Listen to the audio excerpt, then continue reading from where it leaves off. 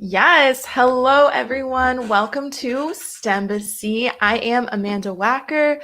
I'm a PhD student at the University of California, San Diego, and this is season 3 of STEMbassy. This is the place where STEM ambassadors meet. That's science, technology, engineering, mathematics. If it's your first time joining us here, welcome. If you're a weekly watcher, thank you for supporting STEMbassy. We love hearing from you. Go ahead, throw some words in the chat. Tell us where you're coming from.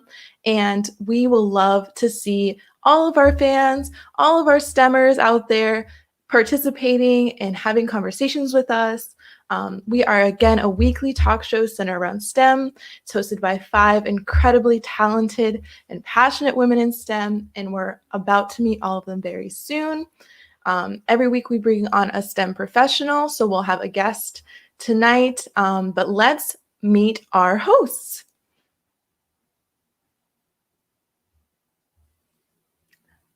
Can we bring on a host, please? Thank you. Hi, Ariana. Hi, how are you? Doing well. I'm Ariana Soretta. I'm also known as Ari the Ecologist on the internet.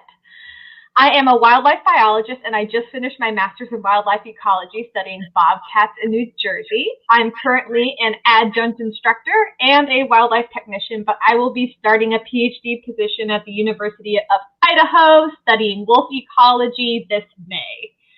And we do have a winner for the giveaway that we did last week, so you're going to have to stay tuned if you want to see if you won.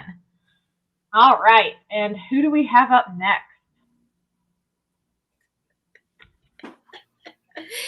Hey, I'm sorry. I'm just laughing at y'all because I love y'all. Hey, my name is Jay. I'm a UX researcher and international psychology student. I am passionate about AI, cybersecurity, and women empowerment. I'm also the host of a podcast entitled Get Into It Podcast, where I unpack subjects within culture and technology from a psychological standpoint. I release episodes every Tuesday, so make sure that you tune in to Get Into It Pod. Woo! Let's bring in another host. Friday. Hey, Chanel. Hi, everybody. Hey, y'all. Welcome to season 3, episode 3. I'm Chanel, also known as the Public Health Bae. I'm a cell and molecular biologist with a doctorate in, that's right, public health. I presently work in human health and toxicology, but from time to time, you'll see me with my public health hat on like this and give you some insight as to how something we talked about on the show tonight, one of our STEM topics, relates to cultural competency, health education, and health literacy. Guess what I did today, guys? I did a thing. I made my very first TikTok, so stay tuned for today's public health hat. It's all about my new TikTok and COVID once again. Not excited for COVID, very excited for the premiere of your TikTok. Alrighty, can we get Raven on? Hi, everybody. Hey, Raven. Hey, I'm so excited for another episode of STEMbassy. This has been an incredible season. My name is Raven Baxter. I am also known as Raven the Science Maven. I am a molecular biologist and currently finishing a doctorate in science education, hopefully in a few weeks. So I'm very excited about that. And STEMbassy, again, as Amanda introduced, is the place where STEM ambassadors meet. We meet weekly, and this is just a very lighthearted and engaging place for us to talk about current events and hot topics in STEM and get to know a really incredible person. That is our guest that we bring on every week. So I'm very excited to meet our guest. Woo. All right. So we do have a guest. I'm very excited. This week we're joined by a very special STEM ambassador. Diana Lee Guzman is currently a software engineer at Boeing and graduated with her Bachelor's of Science in Computer Science from New York University in 2018. Diana Lee is continuing her studies at Worcester Polytechnic Institute, where she is working towards her Master's of Science in Robotics Engineering, focused on autonomous vehicles. Along with her work and studies, Diana Lee runs a small nonprofit, Coding in Color, whose mission is to deliver educational resources to underrepresented students in computing with the goal of diversifying computer science students and professionals. Aside from her ventures, she also enjoys spending time with her husband, 2 fur babies, and has recently gotten into pole fitness. So let's bring on Diana Lee. Yeah. Hello. Ready. How's it going, everyone? Welcome, welcome. So excited to have you. Every week we do a charity highlight. Ariana, do you want to talk a little bit about who we are fundraising for today? Yes. So this week we are fundraising for Coding in Color. And so Coding in Color is a nonprofit organization whose purpose is to deliver educational resources to K through 12 students and to stimulate curiosity in computer science and its related fields. Coding in Color has been brought together by 3 Carl Hayden High School alumni who believe in the importance of diversity in technology. And so this was selected by Diana. And so can you tell me a little bit more about this organization and why it's special to you? Yeah, absolutely. So I started Coding in Color back in late 2017 before we officially registered it and whatnot. And a lot of it the idea emerged from being in a lot of computer science and engineering courses, and there were very few Black, Indigenous, and Latin students in the classroom, and especially very few women of color specifically. So that was something that was really shocking to me, especially coming from, my K through 12 education. I grew up in a neighborhood where everybody else kind of looked like me. So when I went into this other environment, I was like, what is going on here? Like, why is there nobody else, from, similar backgrounds? So that kind of posed a problem to me, not only like support wise, I didn't feel the same support system, but also because I realized that a lot of these careers that are intertwined with technology are high earning careers. And the fact that women of color or just generally people of color don't have access to these opportunities is a really big problem, because then it's difficult to reinvest in our communities. So that was like the main driver behind why we wanted to start this organization. So I started this with 2 other, so my high school is Carl Hayden, and I started it with 2 other Carl Hayden alumni. So we're still working on that, and we're primarily focused in the Phoenix area. Hopefully later down the road, we can kind of start to expand beyond Phoenix. So yeah. Awesome. I love it. That is really amazing. And so if you have the means and you are able to, please consider donating to Coding in Color, and you can go to codingincolor.net if you would like to make a donation. Ooh. Yeah. I'm so excited to have you on. I follow you on Instagram, so it's kind of like, okay, I see this person on the TL, and now like you're sitting here in front of me. Your hair is a different color, but that's cool. I love the Love look. Yeah, I've been wanting to change it up a little while, and I was kind of going for like a white more than like a platinum blonde. So we're still working our way there. Okay, it's okay. But yeah, I was just like, I've always had this hair color. Let me go ahead and just, go from one end to the other end. So it's fun. It's fun. So yeah, it's pretty high maintenance these days. But yeah, so I think I pretty much have interacted with mostly everyone here on Instagram. I know, Jay, I've already listened to your podcast. I saw. Thank you so much. I appreciate your support. Yeah, I swear to God, I listened to it and I'm like, I'm working it in the background. I'm like, your voice. Like, man, I can have the podcast on like just looping over and over again. I'm like, oh my God, Jay's voice is just so nice. That shocked me. So thank you.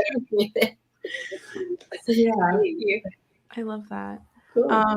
So you do a lot of interesting things. I'm interested to hear more about your autonomous vehicles master's situation. That seems very interesting. It seems like a hot topic as things are progressing technologically. Can you tell us a little bit about that? Yeah, so I've been in the robotics realm for a little while now. It's actually how I got introduced into engineering as a whole. So I don't know if you guys have heard of First Robotics. Mm-hmm. So I was in first robotics when I was in high school, so my senior year. That's where I started doing like mechanical work and electrical work. I initially didn't even start as like a programmer or anything like that. And was it until I got to college is when I kind of started to try out programming, and I realized, oh, I really like this, not that I'm like super great at it, but I was curious. I was like, all right, I'm gonna stick to this. And so I was an instructor for robotics throughout college. So I've kind of always had an interest in that. And really, I didn't get into the autonomy portion of robotics until I graduated from college, and I joined an all-women's autonomous underwater vehicle team here in Arizona. So yeah, Arizona water is like, how did that happen? You guys have no water. But Diana, what's an underwater vehicle team? Yeah, so the autonomous underwater vehicle team is based out of Arizona State University, and as I mentioned, it's based out of Arizona State University, and the purpose of the team is for us to compete every year. So there's this competition, and there's actually a whole nother nonprofit, which is a really great nonprofit called Robonation, and they host these annual competitions where we have to accomplish certain obstacles, and we have certain objectives we need to reach with a totally autonomous vehicle. And the challenging part about it is that it's underwater. So it's not like you have GPS or, you need a watertight system. So if you have a leak, your vehicle is going to be fried like immediately. So there's just so many factors that go into autonomous underwater vehicles, which is what makes it super exciting. So I got involved in that effort, and I was on the team for 2 years. And that's when I realized, hey, I really like the autonomous portion of robotics. So I applied to a master's program at Worcester Polytechnic Institute, and I'm able to do that online. So that's kind of where I'm kind of starting to focus in on my interests, specifically in autonomy. So, and my job too. So Boeing also has a lot of opportunities. So people usually think of Boeing and they're like, oh, aircrafts, but we do also do spacecrafts, and we also do submarines. So I'm starting to focus in on our autonomous submarines. So, that is super cool. It's really cool. I have a question about the autonomous portion. Now, is this like you send them like a signal from like a hub or something and they follow all the instructions, or is it just it's out there doing its own thing, it knows its job? Yeah, so we have to do a lot of testing beforehand. We usually test at least for our ASU team, we did a bunch of testing and like polls and stuff like that, because once you tell it to go, it is gone. So you have to, there's a lot of, you're really relying on a lot of your sensors to make sure that they're, reading your environment correctly. So yeah, you're not sending, although it is possible, although that is called like a tele-operated vehicle where you're able to control it from a separate unit, maybe above water, but this is completely autonomous. It's like you hit the button and it goes. And yeah, hopefully you had enough test cases that it doesn't kind of do some bizarre stuff, which has definitely happened, and they have to go rescue the robot. That's so cool. So, okay, I have a question.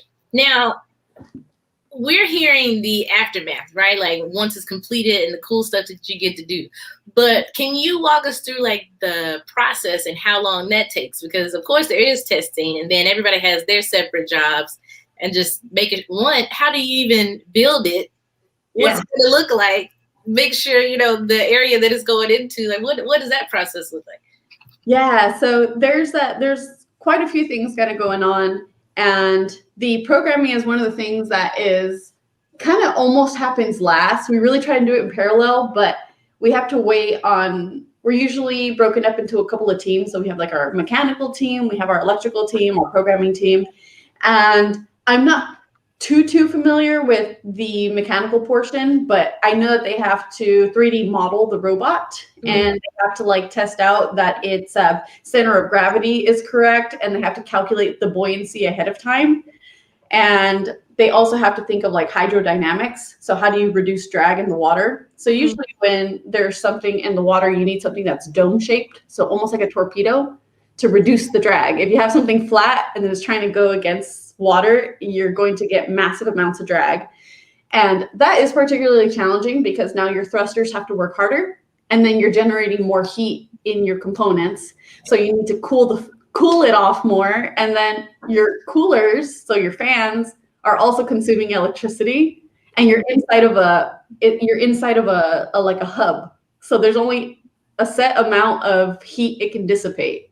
So you're working with like all these different challenges at once. But yeah, so we usually have, going back to the original point, that was like a little tangent, but the mechanical team has to like develop this all ahead of time, and then they have to either get it 3D printed, which is what we've done in the past. You get it 3D printed, the entire frame. And then once you start to assemble that, the electrical team, hopefully they're already planning their electrical components, and you start to wire all your electrical components together, and then you put it into the hub. And then once the electrical components are usually together is when you can start testing your programs to make sure that it is, you know, all of your sensors are responding as they should be. But a really cool thing, a lot of cool tools are coming out, and one of them is called Unity. I don't know if you guys have ever played with Unity before. It's like a gaming engine. And we can actually simulate the autonomous environment in Unity. So we like preload like a pond or something, and then it comes with all the physics like loaded into it. So I don't have to calculate all the physics that go into like, oh, water and all this buoyancy and all this stuff. Wow. We just load up all these packages, and it behaves like a real water environment. And then we throw a 3D model of our autonomous vehicle in there, and then we run our program, and then it starts to simulate the autonomy. So that's another way to test it if we don't have the vehicle. So that is super cool. That is really cool. I use simulation modeling for wildlife, so that's slightly different, but similar. So I'm making connections there. I have a question. So Jay asked about the before. What happens before to get you to the point where you set it on its way? What are they doing when they're set on this way? Like, what are some of the things that these autonomous robots are doing in the real world? Yeah, so in the real world, I guess it depends. There are some autonomous vehicles that can do stuff like, if they have like cameras on board, they can go, let's say, what is let's say the Great Barrier Reef. You can go monitor the status of the reef if you have an autonomous vehicle out there and you have the cameras on board. And this is where like autonomy and machine learning go like hand in hand, where your cameras, if they have like computer vision models in them, it can start to detect health of the reef. Oh, wow. So, really cool. So yeah, there are a lot of applications to it. Another one is like, say like by an oil rig, and make sure that the water quality is still good and that you don't have a leak. You can have like some type of water sensor. So you can have some type of an oil type of sensor that tells you how much oil's in the water and how much is too much. And then it can kind of send off like a red flag saying, hey, like there might be a leak around here because there's a bunch of oil coming out. So there are different applications of it, like in the real world. So it depends where the need is and who needs That's awesome. monitoring. So I think that's the most important, not important, but one of the biggest drivers for autonomy in underwater environments is that it's very expensive to have people continuously monitoring a specific location because they need to always be there. You only know what's happening if a human is watching it. Whereas now you can have a vehicle always just kind of monitoring the area. And you can be out in your office and it can kind of ping and it can communicate with you if you decide to, collect data or whatnot from your hub. So what was it? Who was it? BP? They probably needed one of those.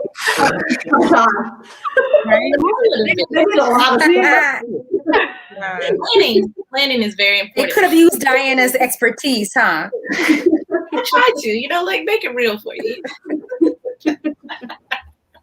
I'm learning so much right now. So Diana, there's somebody in the. Oh, I'm sorry. Go ahead, Raven. Oh no, I was just saying I'm learning so much right now. This is incredibly interesting. Yes. I am too, because I'm looking at the comments, because I'm thinking this is just about, being underwater and pre-programming and printing. But then one of the guests, Brandy. So Brandy is one of our regular watchers. She's been with us since season 1. She's been hanging tough with us, right? And I know that Brandy does back-end coding. I have no idea what that means, but I do know that she's bringing up. Yeah, she's doing some back-end talk. I hear her say AI and Unity. I have no idea what that means, but Diana, I know that you do. So can you kind of address what Brandy is talking about? Because I'm like, wow. Yeah, I see one of her comments. It says, "I'm hearing a lot of room for AI and machine learning. Is this in this explanation? Am I right?" Yeah. So there are lots of good uses for AI and machine learning.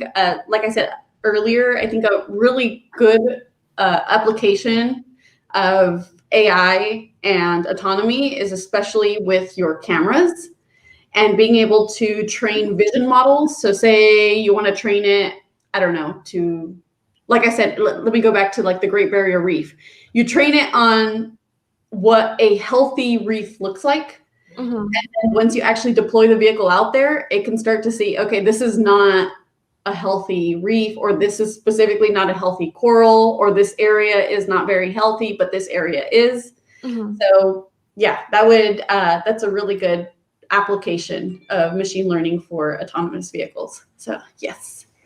And yeah, Unity is a lot of fun. Yeah, I was actually looking into Unity because we specifically use it for the simulation, but they have like a new package out where you can actually say you don't have like a 3D modeled vehicle of your own or whatever. Mm-hmm. They actually have packages where you can use, like they have city simulations, like a car simulation in a city, and you can program it so that it goes autonomously. So I have yet to use it, but I saw it and I started downloading it, but I have yet to actually start programming it so it can actually maneuver in the city, in the simulated city. So yeah, Unity has really cool stuff.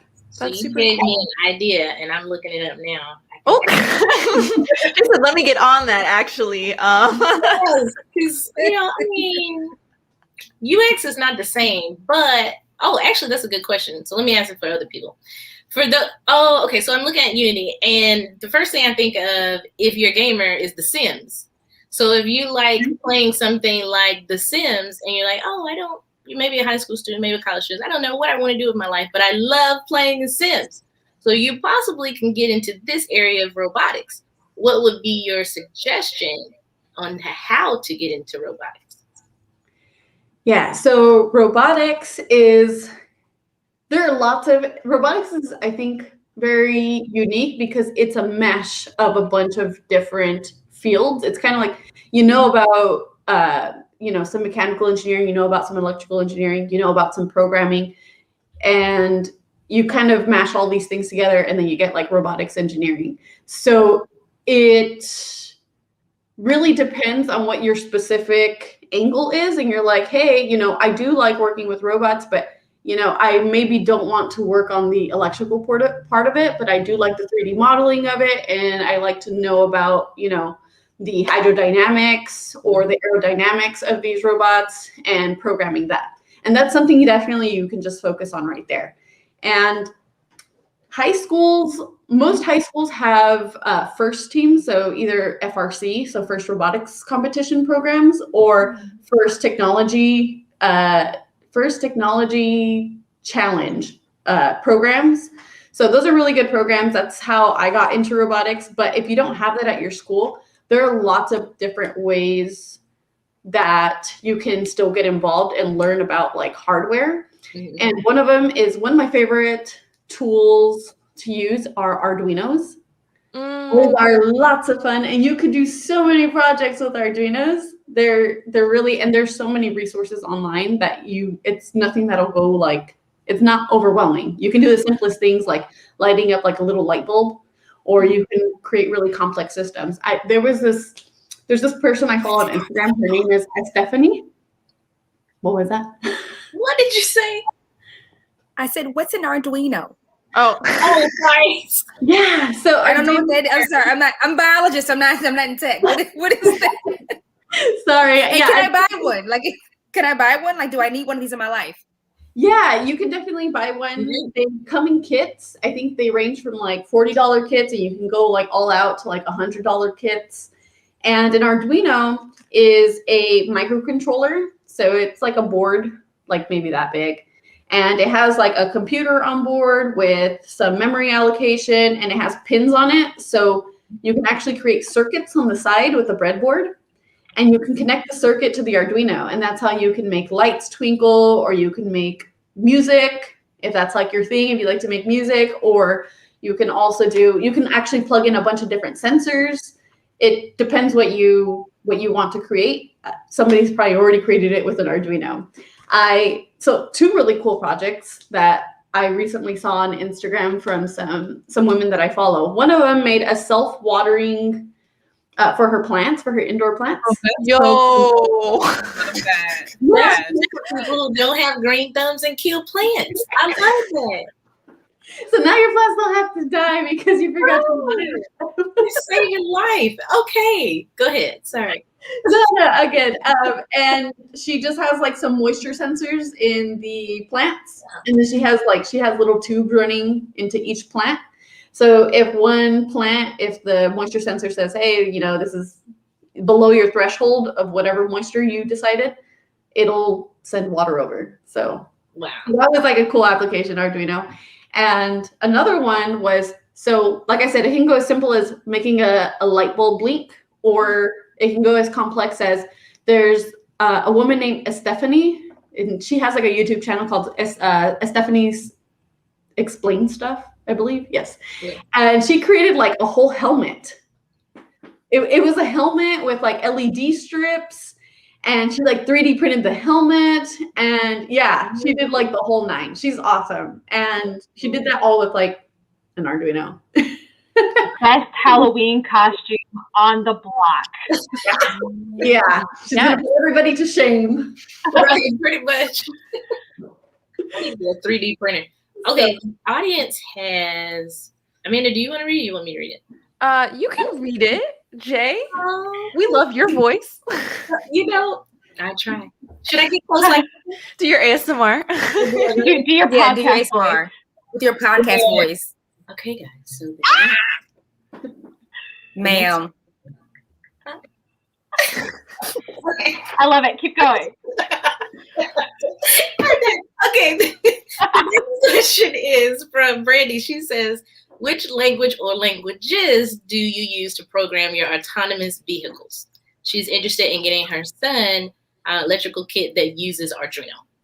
Yeah, so you can definitely create an autonomous vehicle with just if you use an Arduino, you can totally use that. What I was thinking of, actually, I was just talking to my husband about this, I think yesterday. I was thinking of buying an RC car and then attaching like an Arduino to it to see if I can just kind of hijack it so that I can make it autonomous. You good? So that way you don't have to, create your own vehicle and all this stuff that moves. So what kind of car would you buy? I would personally get like a pink Barbie Jeep, but like, what about you? That's cute. I don't know. I didn't really think about that. I was just gonna go to the store and see some cheap RC car.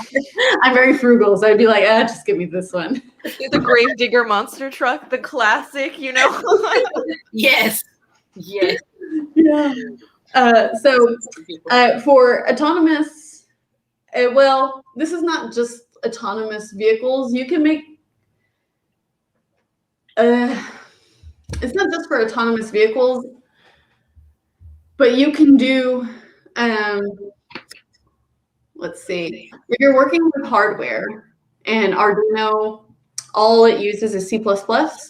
And if you want to learn about programming hardware, I would start with C++. So all languages have their own applications. There's not like, oh, this is the best language in the world or whatever, and then only this one. It just depends on the application. And like I said, if you want to learn about hardware and programming hardware, then I would start with C++. It is a little steep. You have to learn about things like memory management, memory fragmentation, things of that sort. But yeah, if you want to get into that area, I would start there. Okay. I have just a question. Like, which language do you personally use for like the work that you do? So yeah, it depends on the project. I'm usually working on a couple of different projects at work and just personal projects. But I always have a favorite. It's like my comfort language, and that is C++. Okay. Really? Yeah, just because I've always worked with just kind of hardware. So when people are like, yeah, it freaks me out when people are like, yeah, JavaScript and these like fancy frameworks, and I'm like, I have no idea what the hell you're talking about. I'm like, any web technologies, I'm like, right over my head. I'm like, I have no idea. Please don't ask me to do any of these like front end or database management stuff. I'm like, oh no. See, I'm the exact opposite, because if you ask me anything about what you're doing, I'm like, let me text Brandy, because I don't know. I don't know. Front end, okay, let's talk about it. Sure, I have answers for you. Besides that, no, I have no idea. It scares me. Yeah. I program, and I'm still like back end stuff, front end stuff. I'm like, oh no. I have no idea what to do here. Okay. But yeah, C++ is like my comfort language. Python is also like really useful. That's like the only language that I would say, if you have no idea what you want to build, like you don't know if you're into robotics or you're into like, building websites or whatever, just start with Python. Python has so many applications. You can do like machine learning with Python. You can build websites with Python. It's just it's like a very nice multi-tool. So yeah. Very true. Thank you for sharing that. So I want to switch gears like a little bit, no pun intended. I see what you did there. That was a good answer. I like it. Usually I'm not sharp like that, so I'm okay. But I really admire that you are so expressive about your multidimensionality. And that's something that we're really focused on in the show, is really showing that, yes, we're STEM professionals, but we have more than that to bring to the table. Like, we have hobbies, we have different interests, values, things that are exciting to us, things that we care about, things that we love, and that we're passionate about. And so I would love to know, like, what are some of your hobbies?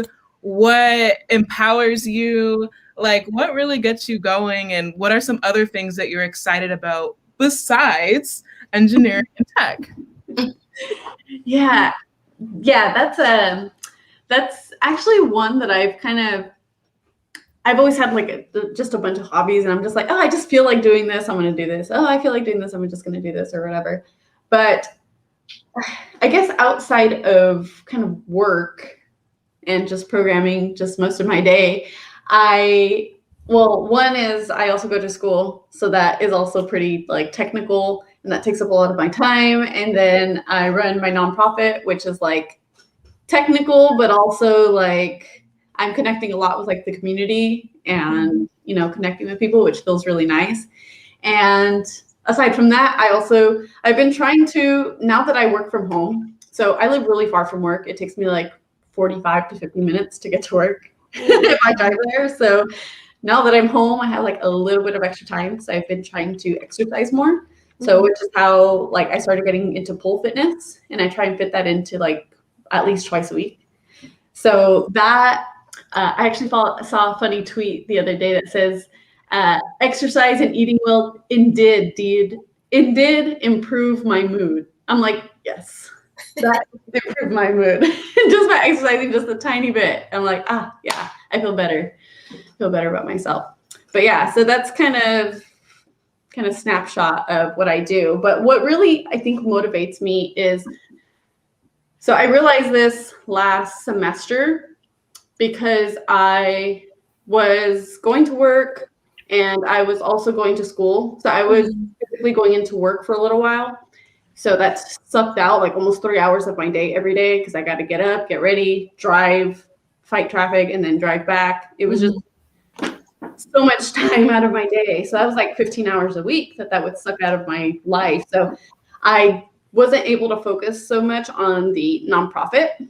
And I realized that by the end of that semester that I just felt so like spiritually drained. Like I'm working on these, I really like the project I'm working on at work and I really like what I'm studying, but there was just something inside of me that felt so empty. So like, what is my purpose? Like, sure, I'm working on this cool stuff, but what is my bigger purpose? And then I realized, you know what? I haven't felt like this because I've always worked, at least I've recently been working on the nonprofit, at least these past 3 years. But like that gave me a lot of fulfillment, being able to connect with people and feeling like I had an impact somewhere, at least in one person's life, and being able to mentor and teach people and, expose them to more opportunities in computing. That is like such a big, a really big piece of my life that makes me feel very fulfilled. So I think more than anything, I realized, you know what, I need to really prioritize this. So we're actually hiring on interns so that we can start delegating a little bit more. So not everything just lands on my shoulders. That way we can still keep connected with the community and, continue to connect and impact. So that's kind of my driver. I love that. Like that's something that I think a lot of people in STEM sacrifice when they go into their career fields, especially me. Like I worked in corporate. I can totally relate to what you just mentioned. I worked in a lab, in a drug discovery lab, and there weren't really any community initiatives. I really felt like, I was just going into work and doing this important stuff, and not only did no one know about anything that we were doing, but there were schools all around. There was a school across the street, and the kids there don't know this amazing stuff that's happening literally across the street. And those are kids who look like me, right? That could have been inspired by what I was doing. And being like that, yearning to be a part of the community and wanting to give back to the community is really one of the biggest factors in why I decided to kind of shift my career a little bit. And I really do wish that we normalized more of that community-centered outreach and just initiatives in general for the hard sciences, because I mean that's just it's at the root of many of the issues that we have in underrepresentation and just a disconnect between science and the public. And like I love the work that you're doing. That's great. Yeah, I agree. And I think the interesting, I guess part of it is sometimes I'm curious, and Jay, maybe you can chime in on this about why is it that I feel like we're so connected to our community, and it's like, why is it so important for us to give back? And a piece of me feels like I find it very important because my community invested a lot in me. So now that I have these opportunities and I've opened these doors, it's like, okay, now it's my time to continue to, help the next generation, move forward with these opportunities too. Because if it weren't for other people helping me or other people, advocating for me, it's like I wouldn't, have the opportunities that I do now. So it's kind of like, I owe it to, I don't know, everyone. Yeah. So no, Diana, I absolutely agree. I agree with both of y'all, because if you think about it, and I say this often, we are not created to be alone. We're not created to do life alone, right? We're created to experience life as a community. And I won't say that it irks, well, that would be a lie. It irks me when people say, I'm self-made. You're not. You're not. You're community made. I don't care where you came from. If daddy gave you the money to do, somebody helped you. Or, if a community of people helped you, if you were inspired by someone, if somebody listened to you when you thought like, I don't think I could do this, and they told you that you could, whatever it is that you got, those little trinkets, those little gems, that's community. You had help, and you owe it. You do. We owe it to other people that are not going to see what we saw, because things are different now. It's not like you can, like Raven said, it's not like you can go across the street. You don't know what's there in the building. We barely can go into buildings, really. Well, not in Mississippi and Texas, but that's a whole nother story. But we're opening too soon. But with things being virtual, that human connection, we're starting to lose that. And people are all about the hustle. And that's great if we hustle, but if you forget about Or if you're just concentrating on hustling all day, what are you accomplishing? And who are you helping? Seriously, what are you doing? Are you feeding into your purpose? Not really. You've accomplished finishing this task for yourself, but is it fulfilling? Right. That's such a good point. And then you hustle to get where, and then when you get there, who's going to be around you? When you get to the finish line, Nobody celebrated. No, nobody, because you dogged everybody on the way. Like, right, exactly. You're at the top of the mountain. Like, where everybody at? I mean, look, the same air that got you up there. Hey. I'm loving the conversation. I'm absolutely loving it. It's very important. I don't think we talk about it enough. You know, I really don't think we talk about it enough, but we really should be lifting as we climb. We really should be. But even that is kind of hard to navigate too, though, right? Because in STEM, you want to do everything right. Okay, you have this pressure to do everything right, and in some fields, you kind of can't get it wrong. You know what I mean? You know where you are, because somebody or something is at stake, right? And then you get conditioned to focusing in and, you know, getting things right and being perfect. Add on to that social media where everybody's showing you their highlight reel, and you're like, I want that life, you know. And you forget about the things and the people that are literally right there with you. And you're like, well, no, I got to keep doing this, because I want to be here. Not even knowing what it took for them to get there, because we don't show that part. That's the other thing. That part. We don't show that part. We don't show it. Nobody sees the tears. Yeah, nobody sees the arguments. Nobody's a fly on the wall when you calling your girlfriend, cussing out everybody and everyone that you've seen that day. You know what I mean? Exactly. You know, when y'all are having those real conversations about what happened, when, and who, and no one sees any of that. Because it's not any popular. of that, especially the tears.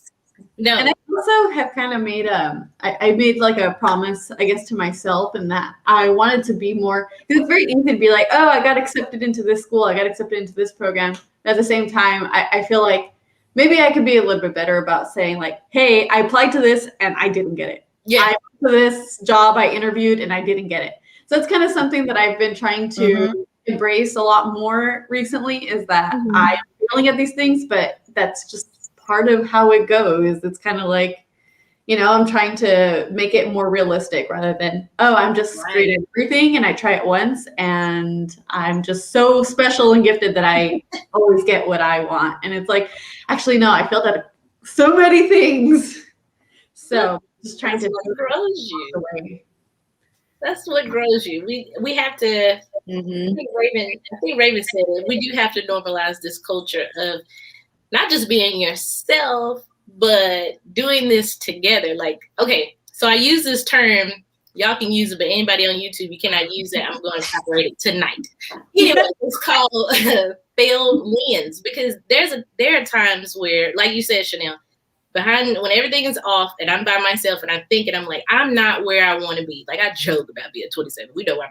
Anyway, so I'm thinking, okay, well, I had this plan for my life. I was supposed to be right here at this place at this time and da-da-da. Nope, everything changed. It got turned upside down, not for, you know, a bad reason, for a really good reason. Now, you know, I'm navigating that. But I think about, okay, well, people who, and I can only speak to this. So people, when they get into technology, they will see everything that's online, the people that are highlighted, right? But you don't really know their story, which is why we like to hear people's stories here, because that's very important. But you don't see their story. Yes. You don't see the many times that they got turned down or they said no, or somebody said no, or they were just like, you don't have enough experience, or we love you, but we don't. You know, that's traumatizing. You know, it's right. Traumatizing. And you like, okay, well, I spent all this money and I owe Uncle Sam, and whatever case may be, you know, we're here. And the Department of Education and Navient or whoever else, you know what I mean? Thank you. How many times all this money, they can't get a job.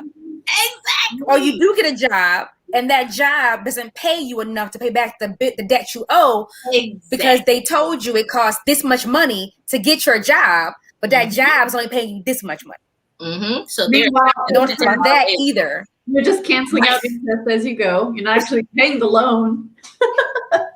Exactly. Oh no. Exactly. We don't talk about that because it's not glamorous. And we're scared to let other people see us fail because we're used to stimulating other people's egos by just saying, oh, well, I've done this and I'm doing this and I'm doing this. It's so popular to have a whole bunch of stuff going on, right?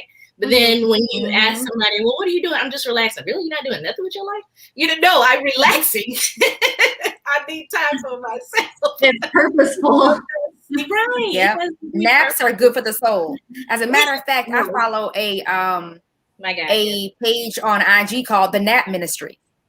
And the Nap Ministry is all about, they are all about telling you, listen, don't believe the hype of working yourself to death. Do not stress yourself out trying to impress folks or because you got to keep up with hustle culture. Hustling is great, but you need your rest. You need to, and even biologically, did you know that sleep deprivation or being tired or absolutely exhausted is just as bad as driving drunk? Come on, public It's health. just bad. Yes. It's a free public health ad. Exhausting yourself to the point where your cells need to rejuvenate. That's why you need to sleep. That's why you have a circadian rhythm. That's why your body needs to go to sleep and wake up and sleep and wake up. Your cells need to rejuvenate. They need to relax and rest for a little bit, okay? And then you come back up bright-eyed, bushy-tailed, and ready to hit the world. But if you don't rest, your body will sit yourself down. Trust me and believe me, okay? Take your rest. Take your rest. Public health ad. That's a freebie. Thank you. Thank you. I'm going to write this to my boss. I'm going to say, I need my naps. Yes. Although Rest I do yourselves. lunch breaks, I'm like, can't we take a nap? Exactly. That is When I'm home, it's nap time. That's it. Like exactly uninterrupted time, nap time. I have a meeting. Also, is this a wet show? Yeah, you're good. Oh, geez. Yes, it is. Yes, it is. Oh, girl, you could have had that from the beginning. You really could have. Have no idea what's in these cups over here. I didn't know Yeah. what anybody else. Like, I was like, I didn't see anybody else drinking alcohol, so I'm like, I'm not gonna touch it. Oh, you're fine. We just put it in cups. That's all. We just put it in cups. And for the most part, some of us, I'm not calling any names, me, I drink it before I get here. I try to save it, and then it's gone. Oh, there's that. Oh, Diana, wait until the after show. Wait until the after show. When the live stream stops.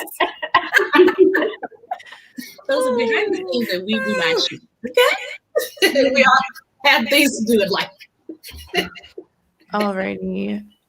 We are nearing the top of the hour. Do we have any last questions before we move into public health hat? And then we are going to announce our giveaway winner. Anything? I do. Can we get one last thing in, Diana? So can we talk about the pole dancing and how you're changing things around, with STEM and what that looks like? And, you're changing the whole, you're adding a new layer.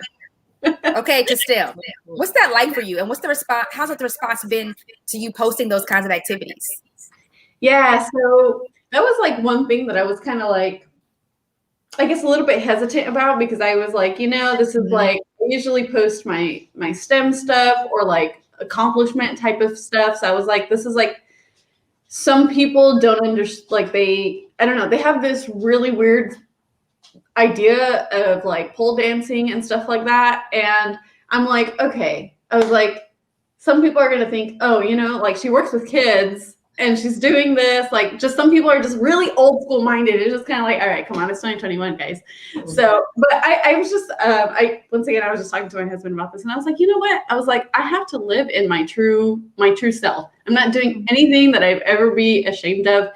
And this is just me. This is just part of who I am. So if they don't like it, well, I don't like to be oh, screw what everybody thinks. I'm definitely not like that. I try to be very, if someone has something to really try and help me with, or they have really good feedback, I try to listen in on that. But at the same time, I'm like, this is the whole package, and when other girls see me, I want them to see that this is someone who could be themselves and they can break whatever rules or ideas that they want to, and that they're living in their true selves, regardless of what the repercussions are, what they may feel. So that is kind of where I just kind of, I guess I've stood on that. But I think the cooler thing is like, I have arm muscles now. Oh, The arm muscles. Yes, arm muscles. nice. So I did aerial silk for a while.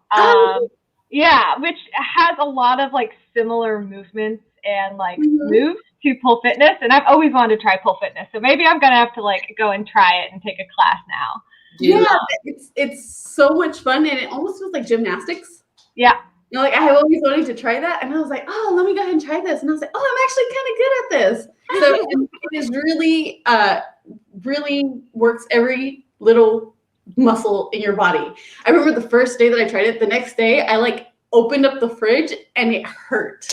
I opened the fridge. I was like, oh my God, what did I do to myself?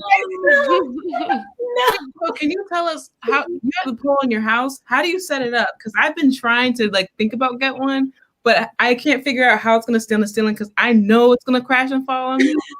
You gotta go to the roof. Have you seen those videos? Huh? Have you seen the videos where people fall? The whole pole just falls. Oh gosh. Oh, While they're on it. Oh man. Yep. So They need a the professional one to that install it. I've seen those. the one that I have is tension. So it, it's like two pieces of the pole and they just come together. And it's maybe like 5 inches from the ceiling. And then from the bottom, you twist it and it just starts to get longer. It's like on a nut. So it just gets longer and then it's just tension. So the one thing we did have to be sure of is to put it under a stud in the ceiling. Otherwise you're just gonna poof right through your ceiling. So we just had to find the stud and then you just twist it and then it's tension and then you should be good from there. So I'm about to break my neck. Wow. Girl. Let's check it. Make sure you get it on camera though, okay? Yep. Please record it. Thank you. You got health insurance? Listen. I do, but I don't know what they're gonna do about a broken neck. Just say you tripped on a dog. I don't know. Say something. My dog. I know my neck sideways. I don't know about that one. I don't know. I'm gonna check it out. So it's a lot of fun. I have so there's two kind of poles. There's like a static pole, which doesn't spin, which is the one that I have. And there's the spinning pole. So that one, if you just kind of give yourself a little bit of momentum. Is that how they do it? It's the pole swinging? Yeah. I always thought it was the person swinging. It's the pole. Yeah, it depends on the pole. If you pay attention to like the bottom of the pole, you'll see if it spins or not. Trying to do spins on a non-spinning pole is really hard because you need your hands to be slippery enough for you to spin, but it can't be too slippery that you lose your grip. So I'm like, oh my God. I was like, this is just not, it's so challenging because after you're spinning and your hands are kind of sweaty, you try to do a trick afterwards and your hands are like, no, like I've given you all I got. And did you get that pole on purpose? Is there a benefit to getting the one that doesn't spin? I just got it off of OfferUp because I'm frugal.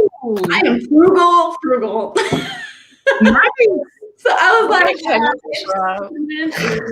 on Amazon. So I was like, this person's selling like the exact same pole for $100. So I was like, I'm just gonna get this one. And at the time, I didn't know there's a difference between static and like spinning. So I was like, oh, let me just get this one. So I got the static one, which is like, it's good for the most part, just hard. Like I said, it's hard to spin. And if you do a simple trick, it doesn't look as cool because you're not constantly spinning. So what if you get both like side by side and you like go from one and then you're like, you know what, I think I'm gonna spin now. And then you like jump to the other one and just spin around. So I hurt myself.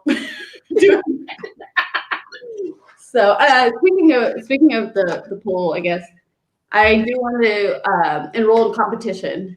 Ooh, I've seen those. Oh, They're cool. So cool. They're like so athletic. Like I don't know how they do it. They like hold themselves like sideways and then they're spinning and doing the splits. And it's so athletic. It is. So So yeah. You're entering, or you were already in one? Oh no, I want to enroll into one. So. Oh, nice. Good luck. Yeah, good luck. Oh my gosh. Be exciting. Yep. Hey, Diana, we had a quick question for you while we're getting ready for Public Health At. Someone was asking about a language about Google. Does that make sense? AI language to look up Google comments? And it said, do you have AI to better read Google feedbacks? I'm not sure what that means. Yeah. My Me biologist neither. brain. Is that something that you can answer? Yeah. IA to better read Google feedbacks. Is that like an artificial intelligence question? Is that what they mean? Yes, but I don't know what the feedback is as far. Is it like Google reviews, or I'm not sure what the Google feedbacks exactly is. So what's the user? Legal1234? If you could kind of clarify what Google feedbacks you're specifically talking about. Sure. And while they do And that, then Jay Google also made another comment about concern by gravity. I'm not quite sure how those two are connected. girl, it's one Yeah. thing at a time. It's okay, Chanel. It's fine. Okay. Also in the comments, I don't know how those two going are back and connected. I don't know forth what that means. Yeah, don't worry about it. It's time for the Public Health Act. It's time for the Public Uh-oh. Health. Are we ready for Public Health Act? Yes. Are we Wait, able wait, to wait. cue the I'm sorry. is the Wait. video cute? Wait, I saw a question really quick. I do want to answer that, and it'll be quick. Carla Gladstone, you want to know what the UX in my profile means? UX means user experience. And I don't have time now, but we could definitely talk about this next week. you can do a minute elevator pitch. Yeah, there we go. Branding out here. Sure can. Oh, there you go. That's that's pretty good. That's pretty good. Yeah, you're not wing or wrong. Yeah, you're good. She's gonna mess with me after that. Okay, go ahead, Chanel. I'm sorry. I'm nothing. I should just call you Head. Go ahead, Head. Go ahead. Hey, so listen, the reason why I made a boo-boo. I made a social media faux pas. I didn't know until now. So I have a green screen in the back, obviously, right? Because I'm on a Simpsons couch, right? See the Simpsons. But I wore a green sweater tonight. So my green sweater is blending in with the green screen in the background. So that's why I'm just a head floating in space right now because I have a green sweater on. I didn't recognize it until we were about to go live and it was took the change. And so that's why I'm a floating head in this square of mine because I wore a green top. See, ready? 1, 2, 3. You grab it. Okay. I wore green. It wasn't on purpose. It was totally an accident.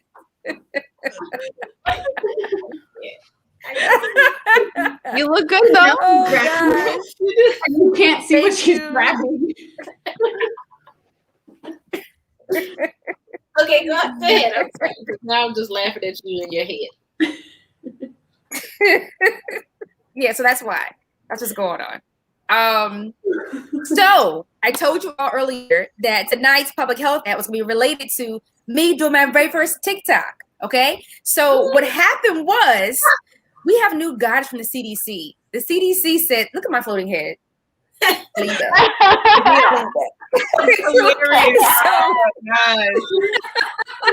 Go turn on the lamp. Go turn on the lamp. So my first turn. Can I turn the lamp? Can I? Will the light come on? How do I do that? No, it won't. You guys leave me alone. Okay. Sorry, go ahead. Sorry.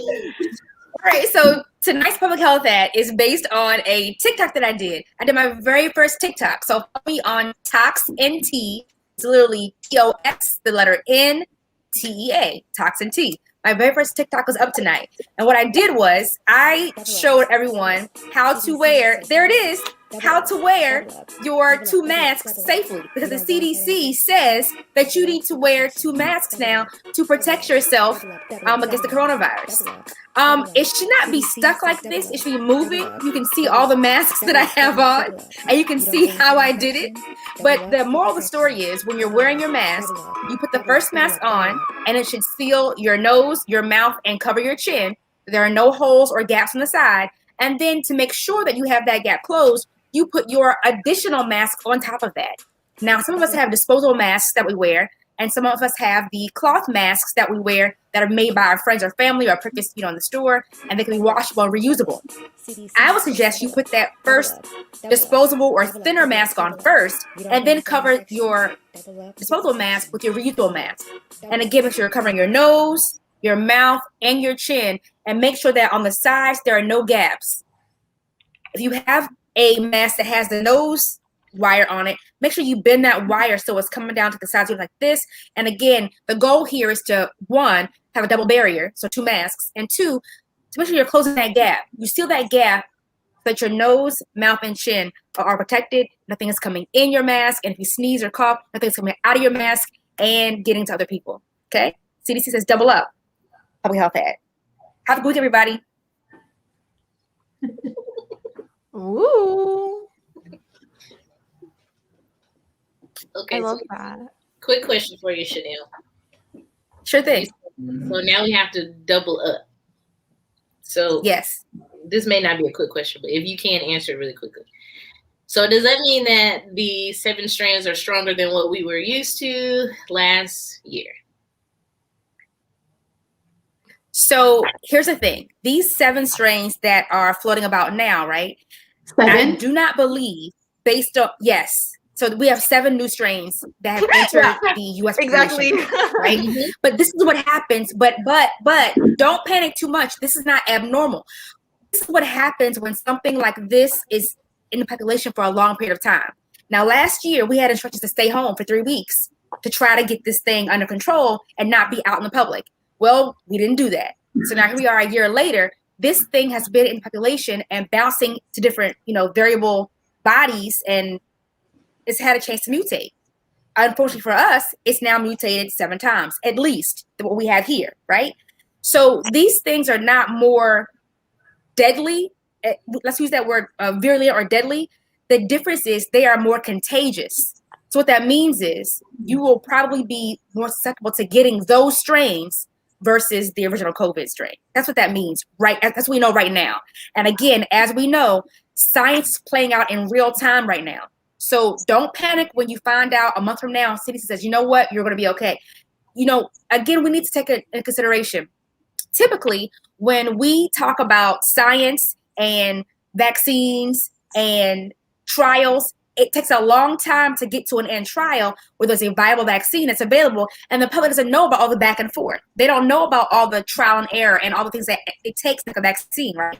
What we're seeing right now is the true scientific process playing out in real time on an international platform, on social media. So we're getting all kinds of information. We're having scientists that are in disagreements. They're having healthy conversation and debate about these things, but usually it's behind doors, behind closed doors. We're on display now. So you're seeing the actual process of science taking place in real time. Have some patience, bear with us. This is what it is, In the meantime, do the very best thing for everybody and yourself. Cover your mouth and your nose. Keep your eyes from getting infected by touching them and poking your face. Wash your hands and stay away from other people. If you have the vaccine, that's great. You still cannot throw a party. Stay home and social distance. Diane, I saw your hand up. Oh, yeah, you saw it. Okay. No, it's just about the vaccine. In that, is the vaccine supposed to prevent you from all 7 strains or very specific strains? So right now, as far as what we know that the mRNA vaccine that is out now is just for the original strain of the novel coronavirus. That's what the COVID-19. That's what we know that the mRNA vaccine is protective against. We do not have information about how effective it is against the other 7 strains as of yet. But I'm pretty sure that when that information is available, it'll come out like everything else will be coming out like this. But right now, you do not have any protection against the other 7 strains. It's only the original strain, which again is why we're still saying you still need to wear your mask, wash your hands, and don't touch your face, and stay away from other people. I wish you could talk to the governors of Mississippi and Texas. And Arizona. And Arizona? You're open? Arizona's a mess. Oh. Arizona's always a mess. What are we doing, people? What are we doing? Okay. So you know what's really interesting about those things, especially in Texas? I think I saw that the governor's mansion, you know how those places are public opportunity places, like museums? You can go for tours or not.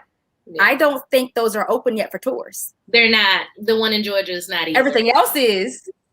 Yeah. Yeah, so that's really funny how, they're saying the whole state is open, but you can't go for a tour in the governor's mansion yet, though. Right. That's really interesting to me. It's not interesting. It's just interesting. So It's like you're still worried about it. Brandy, yes. But you want yes, Brandy, so you answer your question. Okay. Yeah. So Brandy said she has a cloth mask with a filter in it. Can't she still wear a second mask with that because it becomes hard to breathe? So that's also something that is to take note of. Me personally, I don't use the mask with the filter in the pocket with a second one because it is a little hot under there and you get humid and it's a little difficult to breathe. I use 2 cloths or either the disposable and a cloth because it makes it easier to breathe. The more layers you add, it does decrease, the comfortable factor.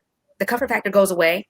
But I'm also someone that's not out here more than maybe an hour or 2 at a time. I'm going to the grocery store.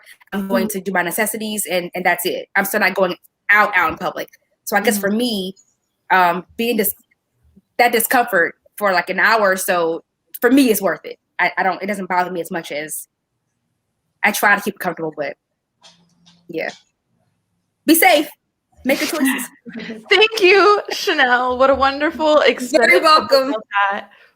We love having your expertise on the show. Thank you again. Thank you. Ariana, we do have a giveaway. Do we want to announce the winner?